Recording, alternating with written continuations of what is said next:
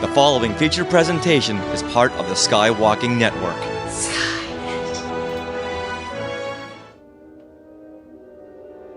Welcome to Star Warsologies. Star Warsologies is a podcast about science and other academic fields of study as seen in Star Wars. I'm Melissa Miller, and along with James Floyd, we're your hosts. We are both freelance writers for Star Wars Insider magazine, and James also writes for StarWars.com. This episode, Star Warsologies is going to chat about prosthetics with our guest expert, Dr. Gerald Stark. Prosthetics is represented in the Star Wars universe by obviously Luke Skywalker's bionic hand. That's a key part of The Empire Strikes Back, but also Darth Vader's life support suit and limbs. And then we see them also with General Grievous, Saw Gerrera, and the clone trooper Echo. Welcome, Jerry. Hey, how's it going? So good to have you, Jerry. So excited to be here. I was feeling like I was alone by being motivated in my career by Star Wars and $6 Million Man. So now I feel like I found some commonality. Yeah. Let's hear about you, Jerry. You have a PhD and a Master's of Science. Tell us more about those. Yeah. So like I said, when I was in 5th grade and Star Wars came out, I was so excited by Luke's arm and even Darth Vader's arm, right? So I got a degree in mechanical engineering because I thought that's who makes prostheses. And I was also motivated by $6 Million Man. Thing was that later I found out, no, mechanical engineers don't do that. It's a thing called a prosthetist. And so I just happened to be in Chicago and I went to school there to learn how to make prostheses and then went back as a teacher. Later, I got my master's in engineering management to help lead an innovation group because I realized it's not all about what we do independently. It's what we do together as a team. And then later got a PhD in education, but really about education in terms of innovation, adoption, and rejection. Because what I noticed, there were different levels that patients or even practitioners or prosthetists, clinicians accept different levels of innovation. Even in Star Wars, you can see that different levels of innovation are accepted or rejected based on what the population wants to adopt to. What's an example of that? Well, in terms of innovation, we talk about patients having gadget tolerance. So some patients can tolerate a high degree of gadget tolerance, right? They can tolerate electronic sensors being on their skin. They know exactly what's happening. They can develop the control systems. Other patients feel disconnected and they need to know that they're pushing against something and feeling like the cable control, right? So different levels of innovation based on what the patient or user can actually choose to adopt to. So I guess in Star Wars, you could say that maybe Luke and Darth Vader, because of their ability to adapt to situations, could adopt a new prosthesis, whereas the Ewoks were more primitive and right, so they didn't necessarily have to do that, but there was eloquence in the way they utilized some of their lower end technology. Oh, cool. And I think one of the other issues that we have both on Earth and in the Star Wars galaxy is getting access to what levels of technology, what levels you can afford. We look at Saw Gerrera in Rogue One, and he has a lot of prosthetics for life support and for mobility, but he's not shopping at the same place that Darth Vader is. Yeah. Say what you will, the Empire could really fund some really forward-thinking projects. Yeah, I feel like the more scientists we talk to, the more maybe we find out that people really, they want to be part of the rebellion in terms of ideology, but man, there's no denying that Empire money in terms of backing your lab. Yeah, and the quality control they had. Excellent. Wow. Process control, 2 Death Stars. Yeah. Can you quickly tell us what orthotics is and what prosthetics are and what the difference is between those? Sure. Like an orthotist is kind of like related to the word orthogonal. So it means one who makes straight. So an orthotist is one who makes straight. An orthosis is one thing that makes you straight. So like a brace, orthopedic brace, when you think about it, keeps your limb in alignment or your spine in alignment. That's an orthosis. So it's an assistive device. And they really grew out of shoemakers, really helping people's feet, Prosthesis, pros means substitute. A prosthetist is one who makes a substitute. A prosthesis is a thing that serves as a substitute. So they really grew out of armorers, ancient armorers. And I think that kind of goes along with that mythology of creating this sense of armor but also functionality that's an extension of yourself. The armor obviously makes me think of Mandalorian then, because that's one of the characters. Yeah, one of the first characters, and I think that this is maybe one of the ones Darth Vader is based on, is Gerald Stark, and he was a German folk hero, right? And he had his arm blown off because his shield severed his arm. A cannonball hit the shield and it cut his arm off. So he had this iron arm, and they asked him to surrender, and he said, I'll surrender when I can shove this iron fist up your arse. And so wow. It was part of his mythos. So it wasn't just a prosthesis that replaced his arm. It changed who he was and how he was perceived as this part machine, part person, and then made him even seem more intimidating, right? Wow, he's like Darth Vader, more machine than man, right, twisted and evil. That's right. Well, I don't know. He might have been evil. He might have been good. I don't know. So what, did the machine change him? Maybe, because didn't the emperor put all kinds of like little pins in there to, irritate him? And so was it the machine that made him bad, or was it the Force? I don't know. Yeah. Why don't we just talk about Vader's suit and, what are the prosthetics for life support and what we do here on Earth? There's prostheses, and then there's even what things that are blending. We call them prosthoses, because what he's wearing is kind of a form of exoskeleton / prosthetic system, right? And so in terms of life support, of course, we have, all kinds of things that help with wound healing, help you dialysis. We have things that help you breathe, ventilators. So we have all kinds of things that take care of your core. And then we have prostheses, which extend that. And then we have exoskeletons, which accentuate your abilities. And we're creating these even now Raytheon is creating these for soldiers to lift heavier packs. And now there's even talk about how DARPA is trying to create a new type of exoskeleton, because some of the soldiers are getting into places that a helicopter can't go. So if they can put the exoskeleton on them, even with a fracture, they can actually walk out of the battlefield, right? I'm trying to remember. Anakin was a quadriplegic. Is that right? By the time the fires got him and all of that sort of stuff. So he needed walking. Quadrilateral amputee. I don't know if he was quadriplegic, but he did suffer significant burns, right? And so he had to have a ventilator. And then he had to have something to help him breathe. And then he had to have all 4 prostheses. Yeah. And General Grievous, yeah, he was only just the core. Grievous is kind of, when you think about it, he also kind of has an exoskeleton because it's augmented, but it's built into him. So he is a cyborg that, he's got his original brain and some of his original organs, but they're surrounded by this new body that is, even better than his old one. Yeah, I thought in many ways, General Grievous and Count Dooku represented 2 different parts of Darth Vader. So it's Darth Vader deconstructed, right? You have this one side, this leader who was pulled away from the Yoda's student, and so he was pulled away and his attitude was twisted. And Grievous was kind of this cartoonish character of what Darth Vader kind of represented in terms of the machine and kind of not being entirely present within himself, right? Yeah, no, that's an interesting. I don't watch the prequels often, but next time I do, I'll kind of keep that in mind. Maybe it will, make me like it a little bit. I think they split him apart a little bit. I don't know why, but I think maybe to show Darth Vader's different components. Yeah. I was trying to remember if Grievous, did he used to be human or some other sort of alien with a regular a different species? He's like a lizard dude. Yeah. He was a Kalish, I think. And he was badly injured in a battle and then, got souped up to be the 6 million Republic credit man. But then he had extra arms too. What's interesting is that he still could be defeated because he had so much technology that was maybe even beyond his own ability to control it. We call this phenomenological osmosis or kinesthetic projection. So if the machine is greater than what we can control, then the machine kind of starts to live on its own, even though it's attached to us. Wow. Interesting. These are things I think about. Yeah.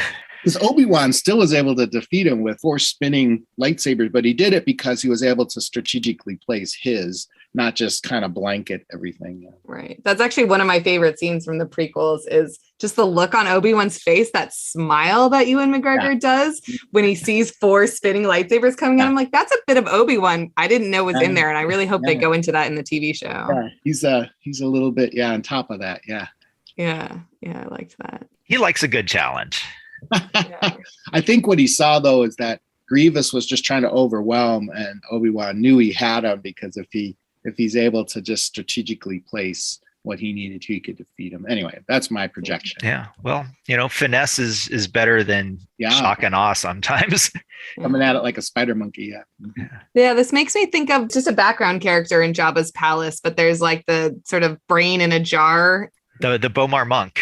There you go. I knew you would know the name. I'm thinking about it as like, is that the ultimate? Because Grievous is what, like a heart and like some eyes, and then everything else is machine. Yeah. I think about this a lot, even with prostheses, because there is this inner man, the homunculus, and that's what it stands for, the inner man. We see this in other movies too, where this inner part is driving the rest. So the homunculus is very differently shaped than we are. In fact, it has like big lips, big nose, big hands. The thumb is 25% of that cortex, right? But our outward bodies don't reflect that homunculus, right? And so I think about this in terms of when I'm trying to create a prosthesis, I'm trying to create an illusion to that inner man inside the head that this is their arm. And if I can do that well enough, if I get good coupling and the device works really well, I can create that sense of kinesthetic projection, I'm fitting the brain, not just the arm. There's also a dog homunculus, there's a cat homunculus, and even a rat homunculus. And those are kind of interesting. Each, in terms of evolution, the brain's dedicated so much, sensory context to those particular areas. So do you make rat prostheses? There are rat prostheses. It's a little cart for hamsters. Sometimes they get their back a little squished, and then you can you place a little cart and then you kind of strap them to it and they run around. Yeah. There are cat prostheses. They've done a lot of experiments with osseointegration where they put implants in cat legs, and they have a little cat treadmill and they run along with their little prostheses. And people make prostheses for elephants and ostriches. Ostriches get a lot of orthoses because their toe will roll over, just like a bunion for humans. And so if they don't correct it, they could end up lame. So you have to create something that holds their toe in the right spot. Wow. The whole world of zoological prostheses. Well, there's some of us that split off, and now that's all they do is take care of animals. Yeah. Wow. Yeah. That's really cool. Are we back around to like the Lugabeast? Is that what it is in Force Awakens? That's like part machine and part animal. James and I have interviewed Jake Lunt Davis, who's one of the concept artists, and that's one of the ones that he designed. And it was sort of supposed to be this exoskeleton, but talking about the animal underneath. I think, even a horse with the wagon is an extension of the horse. So in a sense, if the wagon, it feels where that positioning is. But our brains have incredible abilities to create these projections. In fact, there was this really cool experiment where they had a tail attached, and they were looking at someone's CT scans of their brain, and the brain adapted to have a 6-degree freedom tail. It's not that we were predisposed in terms of evolution, but it's that the brain is that malleable. It can actually begin to accept that. But what's interesting is when someone's amputated, the homunculus, the face, takes up the space that was by that hand. So if I had my hand amputated, my face begins to take up that sensory spot of my brain, because the brain is just scrambling for, they say we only use 10%, but it's not true. The brain is just really full. And so there's these cool experiments where they brush someone's face and they say they can feel their thumb. Wow. A little freaky. Yeah. We always try to think that, our sense of reality is objective, but, it's the brain and how it interprets things. And so, that if your brain is wired one way, but it starts rewiring itself, your perceptions are being changed. What about people born without limbs? They don't really have that problem. That part of the brain never developed. So they just see themselves as having this. And so when you put a prosthesis on them, you might as well be putting a flipper on them or something. They don't see it as part of them, but they'll wear it. It's really different. Some people have a traumatic amputation versus a limb difference is very different. Yeah, I was wondering that about for Star Wars. I mean, most of the amputations I can think of happen because of lightsabers. And you mentioned the traumatic amputation. Is there something, because you always wonder, like, does that cauterize the wound? Is that something you can easily add a prosthetic to versus like if it was crushed in some gears or shot or something like that? Well, crushing is really terrible because what that does is mash the nerves. And any amputee will tell you when they have a phantom pain, which is difficult to address because it's a limb that it's not there. They'll typically tell you, they'll describe it in the way they were amputated. So if they had a crushing injury, they'll feel like their arm is being crushed or their leg. If they feel it was cut, they'll just feel this, searing, right? But it's usually better if the muscles and nerves can be kind of sewn together and create kind of a muscle pad. So yeah, we call that a guillotine amputation. So when Luke sustained that, hopefully those robots that were helping him created a nice myoplasty so that the muscles were attached, Right. perfectly well. And then we try to incorporate the nerves. So when you touch the fingers, we're just now getting to a point where we're creating that sense of haptic touch. How do you connect the electronic components that are basically the equivalent of nerves to the actual nerves in the amputee? So this is really interesting because they're just doing some new things, but you create what we call neural cuffs. So you can put a cuff around the nerve so it can sense basic transmission of signals, or they have this slanted array, which actually penetrates the nerve at a different level because the nerve is has a cortex and then inner part. So you can't just slam into it one nerve. You have to kind of gather them together. Then there are other ways you can actually do a cortical array. So on the left hemisphere, they put the Utah cortical array, and then someone that is quadriplegic can actually control a limb. The type of feeling they have, though, isn't quite the feeling we have. It's more of a buzzing. It can either get where it's acclimated, just like a cortical implant for hearing. At first it's kind of a buzzing, and then people begin to the brain interprets that as hearing. Mm-hmm. It's not initially there. But then sometimes with this touch, the buzzing can grow and get very noisy and actually causes, a painful situation. So we're still trying to deal with what the brain perceives as a feeling. How do we describe it? All of this stuff sounds very science fiction-y in itself. I mean, did any of this exist at the time that Star Wars originally came out? I only think they were only just discussing, and that's the beauty of science fiction and Star Wars in particular, because it captures that imagination and it gives you something to key on. And even though it's a story that's compelling, and I think it really drives scientists and clinicians because they see it, it captures their attention, and they wonder about it. And that wonder, that sense of creativity, as Einstein said, to really understand things helps push you forward because you can idealize it. And so I think that's why it's so powerful, really. You mentioned that your interest in the field definitely stemmed from Star Wars. Do you talk about it with coworkers? Are there a lot of people there that, pop culture sort of got them into this field? Yeah, I think a lot of people, I mean, I'm not alone in that the $6 million man was pretty interesting. And not only was they replacing, they were augmenting what he did. Although I have patients, or I had a patient come in and say, I don't understand. The $6 million man was 25 years, 30 years ago. And I said, well, it was still $6 million. And in today's money, that's $24.3 million. So I don't know if you have that. And then, oh, by the way, it was fake. So anyway, just thought I'd tell you that. And then, they've even named, well, you've already seen one of the newer DARPA hands was named the Luke arm. So they kind of give it these code names, right? And actually, you can't see it, but in my little collection, I have Darth Vader's arm on my shelf. So all of these things drive us forward, and we think about that. That's your ideal. In Star Wars, we have like Lobot, who has a cybernetic implant around his head, and then the Guavian Death Gang soldiers that we see in The Force Awakens that, their face is completely taken over by some sort of cybernetic thing. What exactly is the difference between cybernetics and prosthetics?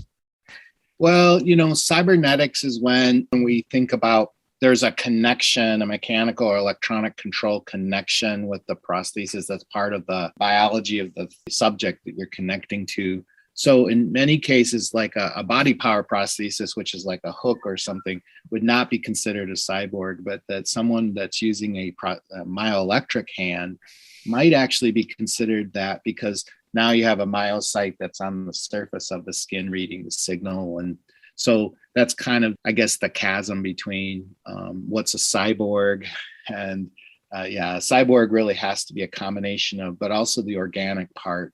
So cyborgs have to not just be one or the other. So what else do we see on screen in Star Wars that is actually a real life technology today? And I guess what is still to come? I was thinking about this the other day. You know, Darth Vader, when he gets married, his arm is the, Nabooian, and Naboo always kind of made things, I always think of them more French, right? They always made things were biomorphic and beautiful. Their spaceships were more beautiful, right? Not just utilitarian spaceships. So even his prosthesis is actually a body power prosthesis. I think the way he moves it looks like body power. And so now we're seeing these body power systems that not electronic, but just kind of based on wrist positioning that look very similar to that. And they don't necessarily use a glove. So that's kind of cool. And then we're seeing like changes in development of like that Luke arm you mentioned. Now we have the DARPA arm. And so that's a complete arm system. I think we're seeing something very similar to some of those utilitarian type of devices. I don't know if we can get into the same level of miniaturization. So what's one area that reality kind of constrains us is that motors have gotten stronger, but they don't necessarily get that much smaller. Batteries get better, but not smaller necessarily.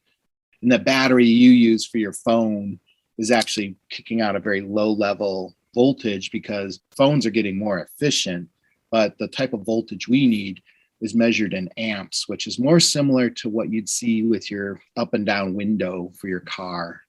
So those are a lot of electronics we use. So for instance, when I started in the profession, a third of an amp could drive a hand fairly well. Now these newer hands, it's about 5 amps. That's a lot of amperage. So you need special kind of batteries. It's really cool. And then you think about Echo, the clone trooper that was in Clone Wars in the Bad Batch. He has a very different type of prosthetic. He's got basically a droid scomp link arm that he can plug into any computer. What do you think the future is in that field? Well, we're seeing more adaptations, not necessarily just of prostheses, but if you look at some of these tactical soldiers, some of the things they have where they drop down, the eyepiece in front, and then they're able to sense the world around them and have a night vision. These are really augmentation things like that, And I think when we can begin to adapt some of those things to help patients, see, there's like cognitive level of grasping, and then there's kind of this low level unconscious thing. So for instance, if you went to go pick up a cup, you actually didn't think, open your hand and close it.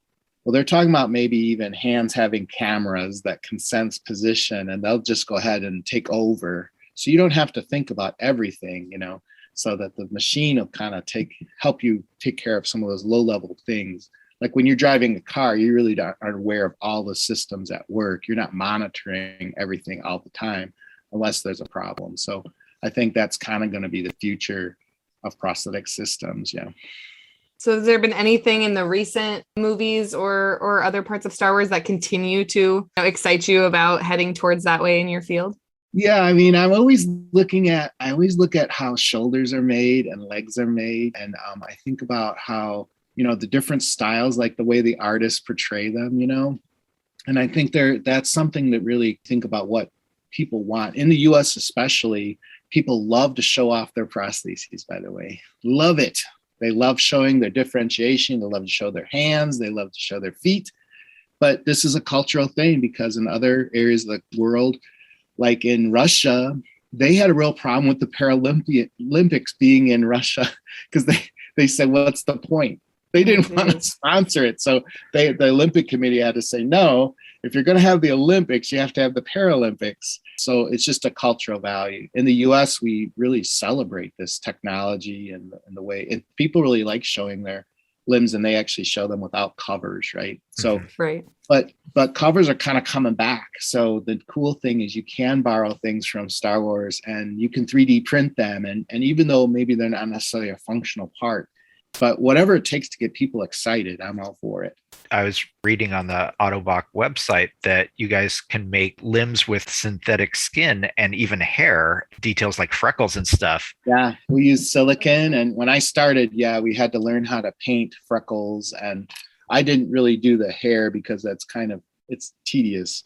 But when you're painting the freckles or veins, you have to make sure that you don't always do a pattern. And sometimes by not doing a pattern, you end up making a pattern because you don't want to have a grid of freckles. Some are close together. Some are even in a line. Really practice being random and how you did that. And then, really studying the imaging of the hand and how your veins are, because the silicone is laid in layers, just like your skin is.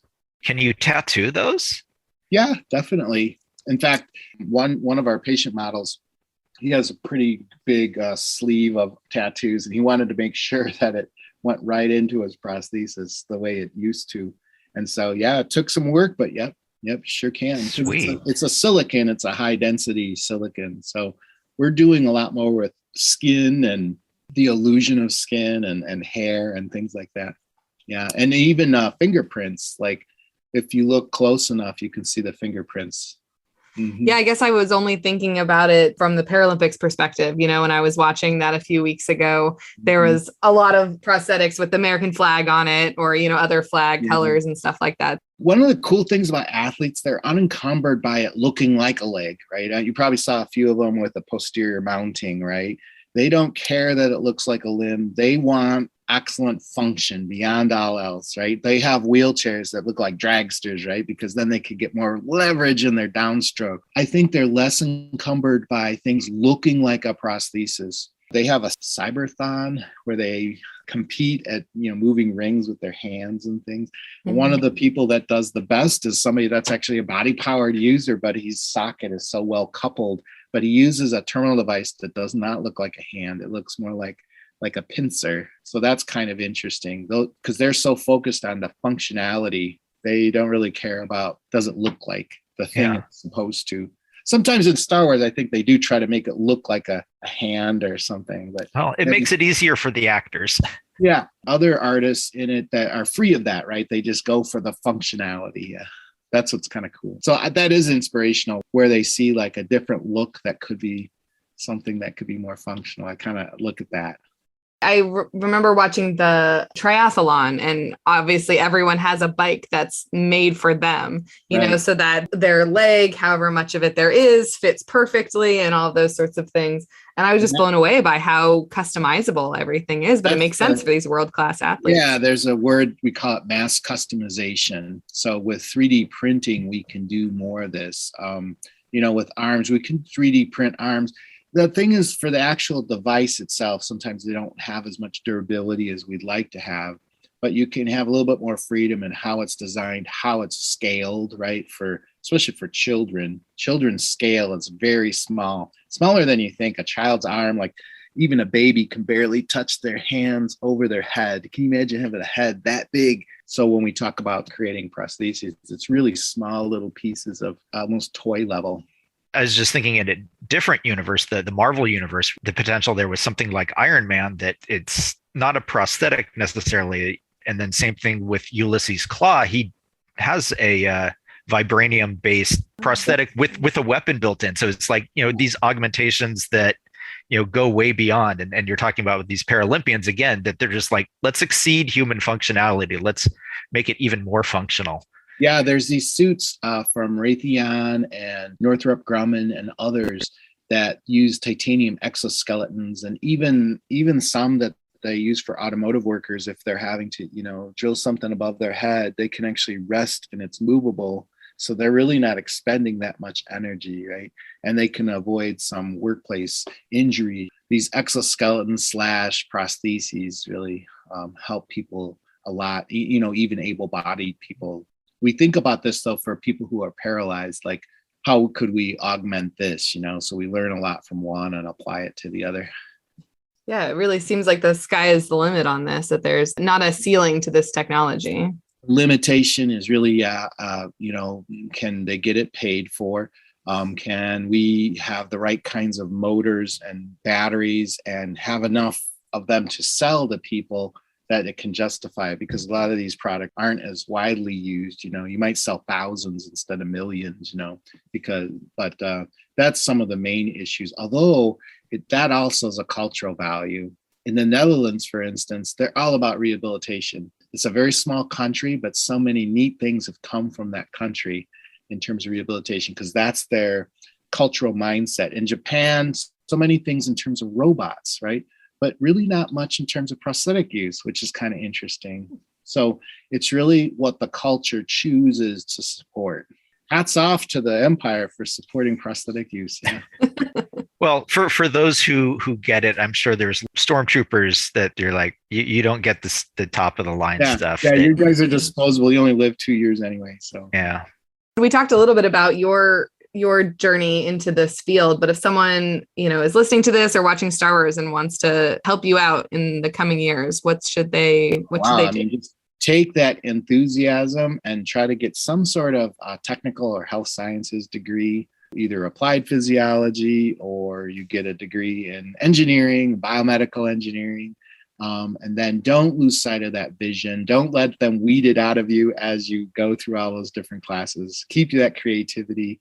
And then you will go to a Master's of Science school, and there's about 12 of them around the country that you could attend. And then you become certified as a prosthetist and orthotist. And then hopefully when you've maintained that vision of creativity and excitement, you can move forward and create your own types of solutions for people that are both high technology, low or appropriate technology, whatever you want. And then it really is the sky's the limit in terms of what your creativity is. That's great to really think about creativity as part of science, because I know, to people in different fields, you sort of lose sight of that. There's the academic side of things, but the fact that it really does all stem from wonder and curiosity. It should. And unfortunately, I think we do such a great job of emphasizing the technical part. We forget about the inspirational part. But the people who are able to keep that alive and survive and thrive and then reapply it again as with a childlike zeal, they do quite well.